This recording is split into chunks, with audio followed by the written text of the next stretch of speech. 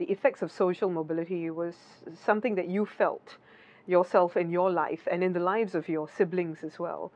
Today, I mean, it's obvious that social mobility has decreased to some extent. Well, where do you stand on this issue?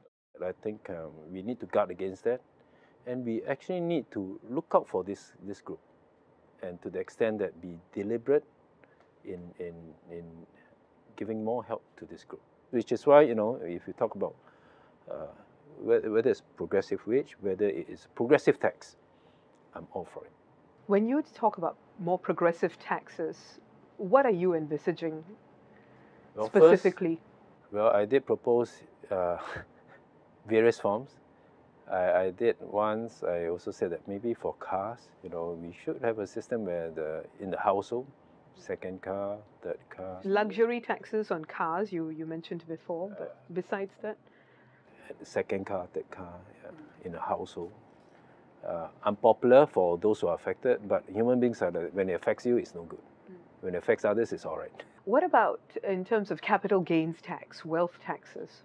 Yeah, I think that's something which some have proposed. I also need to state up front that we also shouldn't go to the extent where you cannot make the poor rich by sort of making the rich poor. What I feel is, those who are rich, those who have made it, we've got to find a way first to tax them appropriately and encourage them to give back. If you ask me, actually, I think on income tax, we are always comparing ourselves with Hong Kong. I think at some point we need to get away from overly comparing ourselves with Hong Kong. It means the ability for us to adjust some of the taxes is very limited. Where I'm getting at is that actually I think in terms of a progressive tax system, there is some room for us to tweak it. You once warned against the dangers of being too far-sighted in policy planning. And you talked about how you were open to the idea of dipping into the reserves. For the right reasons. What to you are the right reasons? What would qualify as the right reasons? I think the economic clouds, the uncertainties, a lot of restructuring is taking place, creating a lot of anxiety amongst particularly the PMETs and the older group of Singaporeans. The fear of being displaced, the fear of not being able to find a job after they're laid off, or just going through the future jobs. Are they able to hack it?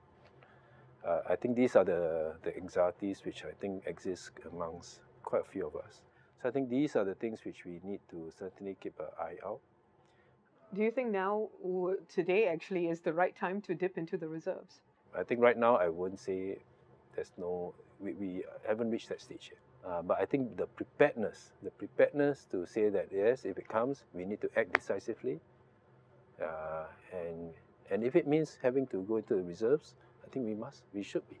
Yeah, I think the PAP government is one which is very cautious, always planning for the longer term. But can we also sometimes, also look at some of the short-term things, and if we need to, just as you say, there's no sacred cow. It must be an option, and it must be on the table.